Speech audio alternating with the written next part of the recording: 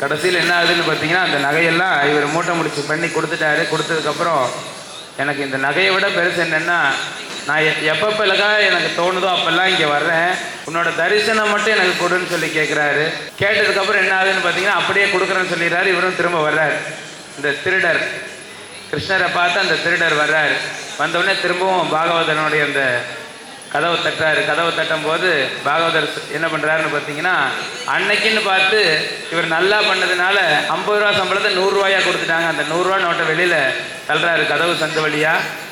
அந்த 100 ரூபாயை எடுத்துக்கிட்டு ஒரு டைமண்ட் நெக்லஸை இவர் தள்ளுறாரு திருடர்.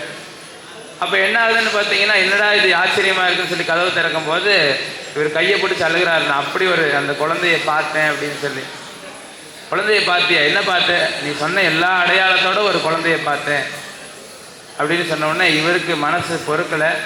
இவ ஏதோ பொய் சொல்கிறான்னு சொல்லி நம்புறாரு. கடைசியில் நீ பார்த்த குழந்தை எனக்கு காட்டு அப்படிங்கிறார்.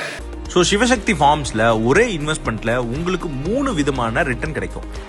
உயர்ந்து கொண்டே இருக்கும் நில மதிப்பு, கோடிகளில் இன்கம் தரும் செம்மரங்கள், ரெண்டல் மூலமாக மாதம் வருமானம் அளிக்கும் காட்டேஜ்.